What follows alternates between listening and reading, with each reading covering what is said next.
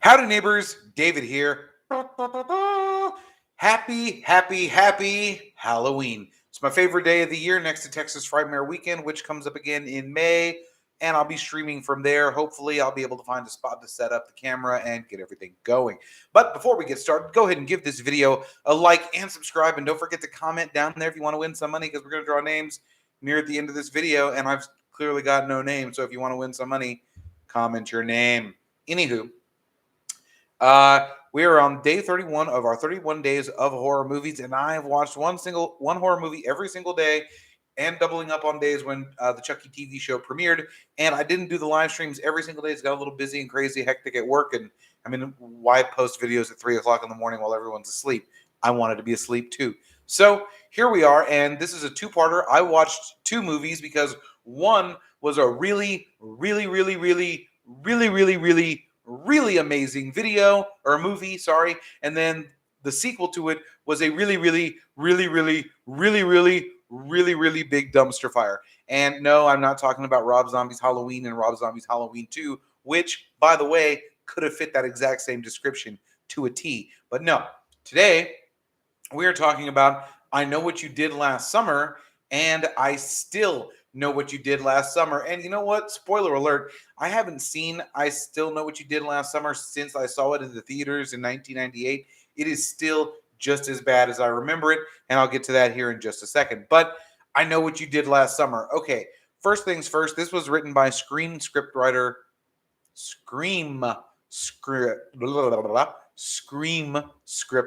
Kevin Williamson, who penned Scream 1, 2, 4, and is currently doing 5 without Wes Craven, sadly. But he is the writer of most of the Scream movies and the first of the I Know What You Did Last Summer series. And, I mean, it's funny that he follows his own beats in both movies. They follow the exact same story beats. Obviously telling different stories, but you can see his writing style very clearly, and you can also see where his writing style was lacking in both Scream 3 and I Still Know What You Did Last Summer. So stick to your series, make it a good job. And I almost thought I had a concluding thought for that line, but I don't. So now I Know What You Did Last Summer. I haven't really seen this movie myself in about 10 or 15 years, but I forgot how good an actress Jennifer Love Hewitt really is, because she does a perfect job of portraying, first of all, a teen who was everything in front of her on her way to college. Her future is bright. Everything is looking great, to somebody who thinks that they murdered somebody, to recovering from thinking they accidentally murdering somebody, to being a college student again. And not only that, but she didn't play the victim like most girls, or I'm sorry, like most final girls are expected to in movies. She was a very strong person, even when she was broken emotionally by thinking that she murdered an innocent teen, when in fact she'd only hit a violent, murderous, raving lunatic. So, I mean, I I guess that's okay. I mean, hitting anybody with a car is terrible, but I'm a Texan, so I mean, it's fair is fair. Totally down with that. But Jennifer Love Hewitt gives an amazing performance. Ryan Phillippe, I completely forgot that he was in this movie. And what's funny is the reason that I forgot that he was in this movie is that he is so good at playing a forgettable character that you forget that it's Ryan Phillippe. And I'm not trying to throw any shade at him for that, but his character of Barry in the movie is your classic high school cool guy that drinks too much and gets angry and gets violent with his girlfriend and friends. Like, he's such a cliche that it's almost unnoticeable, which is remarkable. That's actually a compliment. I know it came out sounding bad, but that's a compliment. Sarah Michelle Gellar, fresh off of maybe I think the first season of Buffy, to make this movie, did really good. Playing the Buffy character, because I mean, technically this is the girly Buffy teenager part of the character that isn't out slaying vampires, but she did a really good job taking on another character and not having to be the lead and the center of attention, and being a great, strong, supporting character, and sadly dying. Like, I am upset that she was one of the people that died in the movie. Like, only 2 people survived. Well, I mean, there were only 4 of them, so I mean, half of them had to die, and obviously you can't let Freddie Prinze Jr. die. Other thing, Freddie Prinze Jr., amazing. What's funny is his performance in the first movie is good. It's fine. It's everything you would expect it to be. But when you get to him in part two, he gives a completely different performance. I mean, he's still the same character of Ray, but he's got an edge to him. Like, he is a by any means necessary, I'm going to save my girlfriend from this crazy guy. And he really gives the only good performance in I Still Know What You Did Last Summer. Like, it's horrible that his part was horribly underwritten for that entire movie and that he's hardly ever there. But every scene that he is in, he pulls off an amazing, amazing dramatic performance. And I think that he should get some kind of props for that. Like, I mean, like, that's an above and beyond a Razzie situation, because like that movie should have and probably did get a lot of Razzies, but he should have gotten a good greatest performance in a dumpster fire. Freddie Prinze Jr. I Still Know What You Did Last Summer. I got you, boo. So then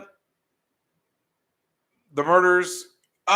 Sonya Blade. That's right. I forget that Sonya Bridget Wilson from the original Mortal Kombat movie, and Veronica Vaughn, so hot, from Billy Madison, was there to play Sarah Michelle Gellar's older sister. And I really like that she's also, once again, showing range and depth. She's not just the substitute teacher. She's not just the FBI kickboxer. She's not just Schwarzenegger's daughter slash sidekick slash badass with a monster truck. She's also just somebody's older sister and a plain Jane character, and takes whatever, no small parts.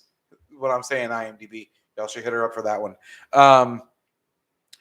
So I was really happy watching I Know What You Did Last Summer. Again, I haven't seen it, and there's a show. I want to watch the show. I never saw I'll Always Know What You Did Last Summer. I mean, there was no need after watching part two for me to even think about watching the second one, which is, also, I'm a horror movie fanatic. I should definitely give it a watch just for the hell of it, because I am going to watch the show on Amazon Prime because it looks decent. So I'm going to have to check that bad boy out. So let me know what y'all thought about I Know What You Did Last Summer, if you're fans of that and Kevin Williamson's movie. I've also, I know I've been live streaming all month long and haven't made any theory videos. That was actually a plan, but I have been working on theory videos. I've written out a few. I've got a Scream 5 theory. I believe I know who the killer is, why the killer is the killer, and what scenes exactly in the trailer are fake, because they said that there were a few fake, false scenes and images in the trailer to throw everybody off, which is historically accurate. In every Scream movie, they do things like this to keep you for guessing who the killer is supposed to be at the end of the movie. But like I said, I've got this one in the bag, baby. So we're gonna make a video about that. I'm also working on a Halloween Kills / Halloween Ends video, because I saw that. Go check out Last Night in Soho if you've got a moment. That was a really good movie too. I enjoyed that one a lot.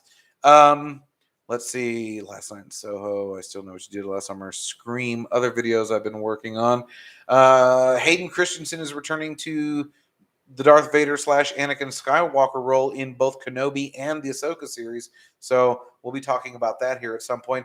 I've got a Spider-Man theory to follow my old Spider-Man theory, because it doesn't change anything in my Spider-Man video. If you haven't seen it, go check out my Spider-Man video. I made a theory about going into the multiverse before the Venom movie came out, and then the Venom movie happened, and it looks at first glance like it contradicted my original video theory, but it doesn't, and I'm going to make a full video on why that is.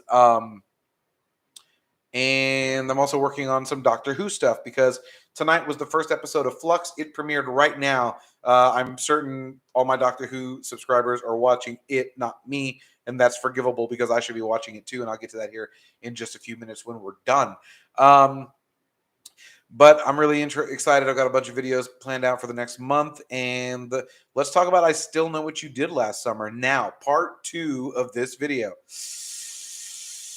So, I Still Know What You Did Last Summer. Like I said, it was just as bad today as it was in 1998 when I saw it in the theater. Now, that's saying something, because I hate admitting that I'm that old. But it was just a terrible, terrible movie. It didn't. Once again, Kevin Williamson didn't write it. It had another screenwriter, somebody who just tried to copy and paste what he did with I Know What You Did Last Summer, and change out a few words and sub out a few characters, and bingo, bango, bongo, Fanny's your aunt and Bob's your uncle, and you've got a terrible movie. And I think let's talk about everything that was wrong with it. The writing was bad. The directing was bad. Like, let's jump ahead to the end of the movie. My name is Will Benson. Ben's son. I'm Ben's son. Wah wah wah wah wah wah wah wah wah wah wah wah wah wah. That was the biggest fail ever. Oh, and I've seen people on the internet give that twist praise. That was crap. Like even Stink would say that stinks. Um, I mean, wow. Ben's son, Will Benson. And what's funny is this happened to me live and in public once, because my employer, whom I'm glad isn't watching this video right now, his name is Harry, and his son is named Harrison. And I had to explain to a coworker that Harrison was Harry's son. Do you see? Like, I'm not thrilled about having to explain it to you guys now, but like, he didn't get it. It took a while, and I'm upset that that happened to me in real life. So you lose points. I still know what you did last summer for having that life imitate art crap hit me so close to home. Down. Uh, Jack Black. Now, here's an interesting thing about Jack Black, because I always remembered that he was in the movie, and like the cable guy in Jim Carrey's career, how did this movie not destroy Jack Black's reputation? I mean, I'm not the biggest Jack Black fan in the world, but dude, that movie should have sent you home to mom's house. That was awful. Wow. The dreads, like the dreads. Bruh, bruh, bruh. Bruh. Um, the dreads was just a terrible move all the way around, Mr. Jack Black. Brandy. Now, I love Brandy, and I let's take a second to be political and racial here for a second, because I hear a lot of people complaining about um, casting the new Little Mermaid with a black actress. Uh, Nobody complained when we recast Cinderella with Brandy, and you want to know why? It's because when they did it, we didn't have the internet to complain about it. I just remember, ooh, Brandy is going to be Cinderella. Let's watch this movie. It's going to be awesome. Nobody cared about the skin color. We just wanted to see the movie. But at the same time, on the other half of that coin, don't just cast somebody of color just to do it. Like, I don't want to see other brown people like myself thrust into character roles just for the sake of representation. Let us earn it. How's about we're a good actor or actress and right for the job? I don't want to be hired for something just because I'm brown. Like, that's terrible. So don't do that with our movies.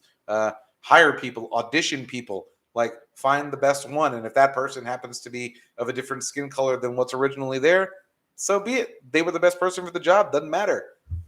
Audition. Yeah, I'll stop. I'll get off my soapbox now. But Brandy was an amazing casting choice in this otherwise dumpster fire of a movie. And I want to know, why is it that you cast Brandy, one of the greatest singers of my generation, out there, and not let her sing in the movie? Instead, you give the microphone to Jennifer Love Hewitt. What were you doing? Like, dude, Jennifer Love Hewitt, the original J Lo. Yeah, thank you.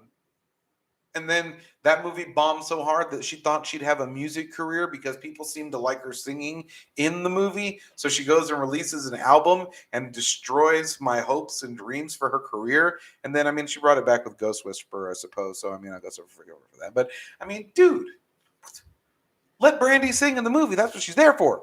You know, aside from being eye candy, baby. But yeah, terrible movie. I'm so sorry for Jennifer Love Hewitt and Brandy and Freddie Prinze Jr., who is still with Sarah Michelle Gellar after all those years, which is inspiring, by the way. Like, love does exist, and they give you hope, just like Kelso and Jackie, Ashton Kutcher and Mila Kunis. Glad they're still together.